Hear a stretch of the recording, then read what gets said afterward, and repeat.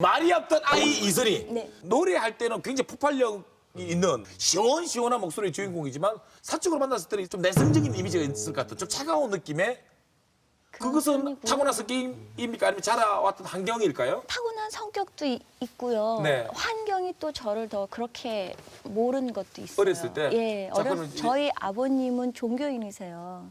스님이세요. 대처승이세요. 예. 제가 초등학교 6학년 때까지는 절에서 살았어요. 산속에서. 그러니까 학교에서 수업이 끝나면 친구들은 다 가정집으로 가는데 예. 저는 가방 들고 산으로 들어가요. 예. 그런 생활을 했는데 어느 날 친구가 집에 가고 싶다고 친해져서 그 집에 데려갔는데 다 스님들이 많잖아요. 그러니까 이제 이 친구들이 학교에 가서 쟤네 아빠 중이야 뭐 이렇게 얘기를 한 거예요. 근데 이제 그 다음날 저는 놀림감이 된 거죠. 그러니까 소위 말하는 지금 왕따가 된 거예요. 그래서 사실은 초등학교 꽤 오랜 시간 친구 한 명이 없었어요. 그렇게 해서 점점 더 조용해지고 말이 없는 아이가 되고 예. 이렇게 차분해지고 그랬는데 초등학교 5학년 때인가 선생님이 뮤지컬을 만들어서 배역을 반 학생들한테 다 나눠줬어요. 근데 저는 내성적이니까 진짜 조그만 역할, 참새 역할이었어요. 선생님이 가르쳐 주는데 저는 한 번에 외워서 그걸 딱 했어요. 그랬더니 선생님이 하더니 그럼 너 조금 더 늘려줄까? 그래서 늘렸는데 그것도 또 제가 또 금방 하게 됐어요. 그러니까 조금 밀리는 역할에서 점점 좀 하다가 어느 날 주인공 역할을 제가 맡게 된 거예요. 그리고 완전히 역전됐어요. 예. 노래를 하고 난 다음부터는 친구들이 너 노래해봐 막 이렇게 되고 제 자리를 마련해주고 나 노래를 해야겠구나 친구들 사귀려면. 그럼 친구의 고민도 노래로 해결해주고 막.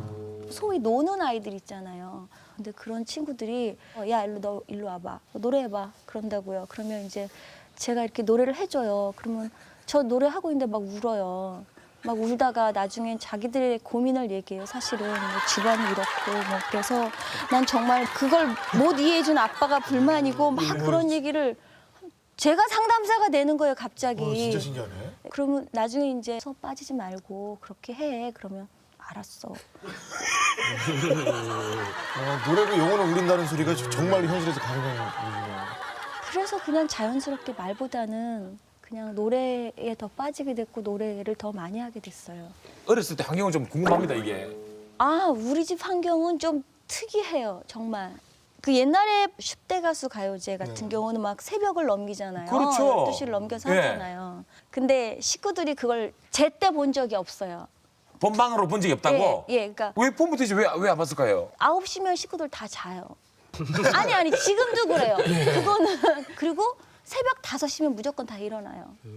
이런 경우가 있었어요. 사실은 그 가수왕을 제가 한 번도 못 해봤어요. 마음이 좀 그렇잖아요. 쓰리잖아요. 그리고 집에 들어가면 부모님께 조금 위로도 받고 싶고 그런 마음으로 딱 들어가서 문 열면 다 자요.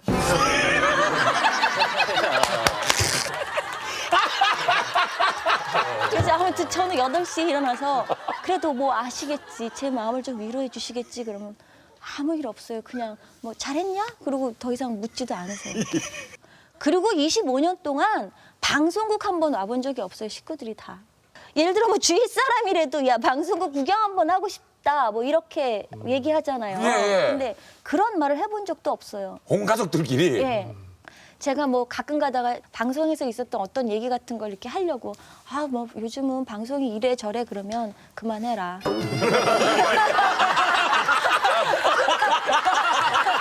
단단하네요. 상담을 해주신 게 아니라 그만해. 마침 잘 됐다.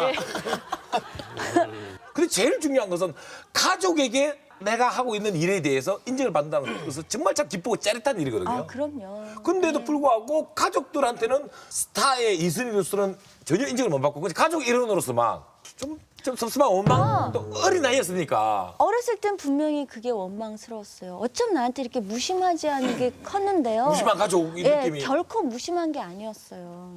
주변의 얘기를 들어보면 우리 딸이 바르게 참 잘하고 있다. 그래서 고맙다. 내가 해준 것도 없는데 그러니까 너무나 자랑스러워하셨어요. 근데 본인들이 내 딸 뭐 요번에 막 할 거야 뭐 이렇게 기대를 하시면 그 기대감이 오히려 저한테 부담이 될까 봐 그런 걸 절대 안 비치신 거고 네. 부모 마음 알겠습니까? 예, 너무 그런 거에 지금도 감사하고 어느 날 동생들한테 이쁘고 좋은 거 해줘야지 해서 막 이렇게 사줬어요. 그러다가 남동생이 진지하게 누나 선물해 준 거 정말 고맙다고. 누나 사준 것도 너무 좋고 이쁘고 좋은데 누나가 평생 나 이렇게 책임질 거면 하고 그러지 않을 거면 하지 말라고. 왜냐면 누나는 연예인이지만 나는 그냥 평범한 사람이다. 그리고 나의 갈 길이 있다. 내 갈 길을 가는데 누나가 그렇게 해줘서 내가 의지하게 되고 그러면 어쩌면 그게 더 힘든 결과를 만들 수 있다. 그리고 우리 각자 그렇게 하자. 그러니까 그게 정말 고마웠고 제가 부끄러웠어요. 그래서 오히려 연예인 생활하는 동안 제가 뭐 이렇게 업소라든가 돈 버는 그런 어떤 다른 그런 일에 안 해도 되는 제가 그냥 노래 즐거워서 하는 일만 할 수 있게끔 저를 그렇게 보살펴줬죠. 제 가족들이. 가수 이순희 씨의 데뷔 그리고 전성기에 대해서 저희들이 한번 인물 탐구를 해보도록 하겠습니다. 네. 그때 당시 방송사에서는 이순희 씨 안경을 벗기고 맞아요. 드레스 입히려고 무진장 많이 방송사에서 애를 쓴 걸로. 별거 아닌데 그거에 그렇게 목숨들을 거셔서 어느 날 갑자기 다 전체 여자 가수가 다 웨딩드레스를 입고 노래를 하라는 거예요. 그런 상황에서 웨딩드레스를 다 갖고 온 거예요. 근데 안 입겠다 그랬죠. 저는 싫습니다. 저 노래가 안 될 겁니다 하면 제가 저걸 입으면. 근데 그 PD 선생님이 강변가요제 처음에 연출하셨던 분이세요. 그래서 제가 항상 아빠 하고 다녔던 분이거든요.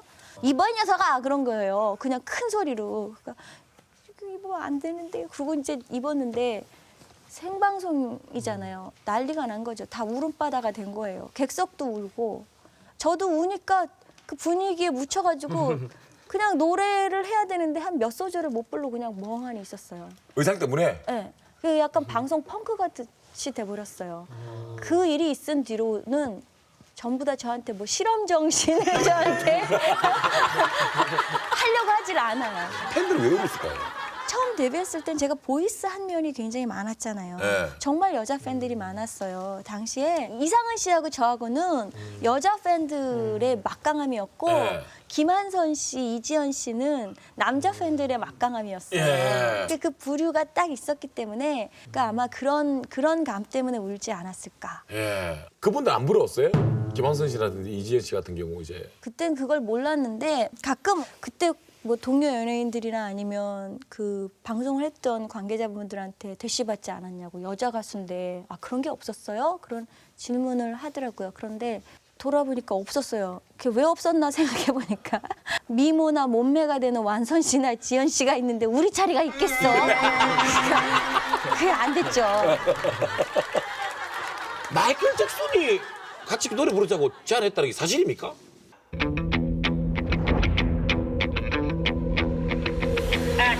마이클 잭슨 아버지가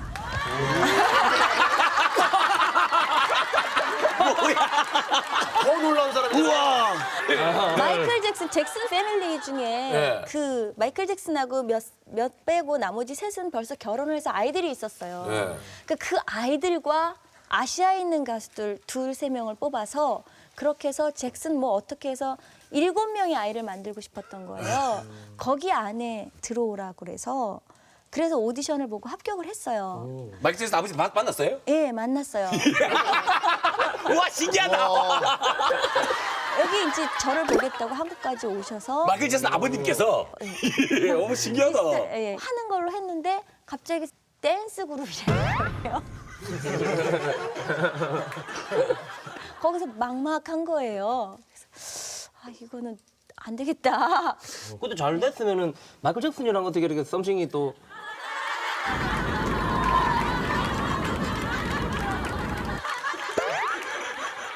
야, 이분도 약간 나 같은데 뭐. 나도 예능할 수 있겠어.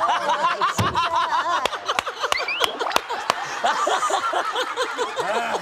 나 기타 내고 나 여기 앉아 있으면 나 앉아 있을 수 있어. 그거는 저희도 부담스럽고요. 진행은 저희들이 하겠습니다. 예. 그렇죠. 노래로 선물해 주시고요. 이렇게 된 거. 참 이 노래라는 것은 이 마술 같은 기쁨이 있지 않습니까? 근데 그 노래를 들었을 때 그냥 나의 10대가 생각이 나고 우리 오늘 이 밤에 이슬이 씨 나온다고 밤잠 쓰시면서까지 끝까지 오늘 지켜보고 계시는 우리 시청자 여러분들, 대한민국 모든 시청자 여러분들 20년 전으로 한번 돌려 보내주시죠. 우리들은. 나 항상 그대를 그리워하는데 맘처럼 가까울 수 없어. 오늘도 빛바랜 낡은 사진 속에 그대 모습 그리워하네. 돌아와 그대 내게 돌아와. 난 온통 그대 생각뿐이야. 불같은 나의 사랑 피할 수 없어. 그대 원하게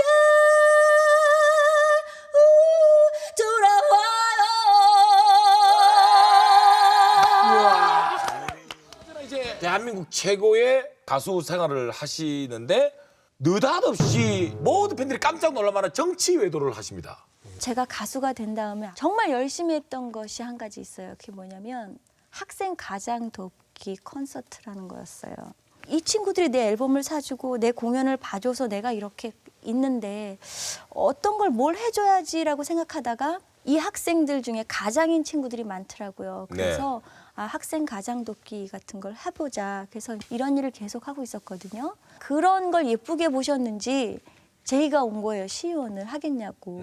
그 완강하게 거절했죠. 무슨 말이냐고 그거. 나 그런 거 못한다. 할 마음도 없다. 나 그게 뭔지도 몰라요. 뭐 이러고 너무 싫다고 했죠. 몇 시간을 설득을 막 하시다가 나중에 그런 얘기를 하시더라고요. 이거 무보수의 봉사직이다. 어쩌면 더 많은 일을 도울 수 있다. 그렇게 얘기를 하는 거예요. 약간 귀가 솔깃해졌어요. 해볼까? 그러다가 어떻게 했어요. 해보니까 첫 시작은 봉사고 이랬지만 또 이런 것이었기 때문에 다들 당선되고 싶어하는 거구나라는 뭔가를 느꼈던 건 없습니까? 정말 진짜 못 느꼈어요, 저는. 그 다른 얘기인데 좋은 게 있다면 그게 있어요. 가끔 행사 같은 거에 가면 그 당시에 같은 동료 시의원분들이 이제는 구청장님이나 아니면 국회의원이 되신 분들이 계세요. 그러면 갑자기 와서 어이구 이 의원 왔어. 너무 영원한 동지 이 의원. 27살에 도전했던 최연소 시의원으로서 네. 남긴 것이 뭡니까? 그래서 노래만 하면 절대 몰랐을 그 인생의 어떤 깊이를 알게 됐죠.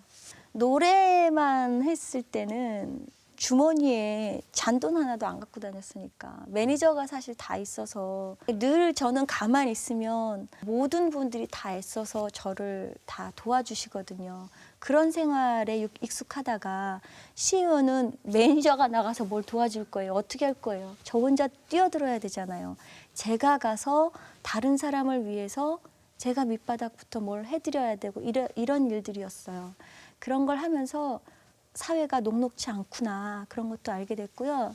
사람 사는 그 안에 들어가서 정말 달그락달그락하면서 자기 걸 갖기 위해서 막 아귀다툼하면서 사는 그런 모습들 있잖아요. 그런 속에서 정말 헌신적으로 남을 위해서 사는 사람도 봤고 그러니까 그런 모습들 여러 가지를 보면서 나는 어떤 모습을 닮아야겠구나 그런 걸 많이 보게 됐어요.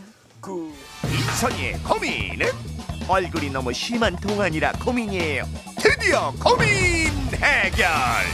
자, 그렇다면 지금부터 이제 해결을 해드리겠습니다.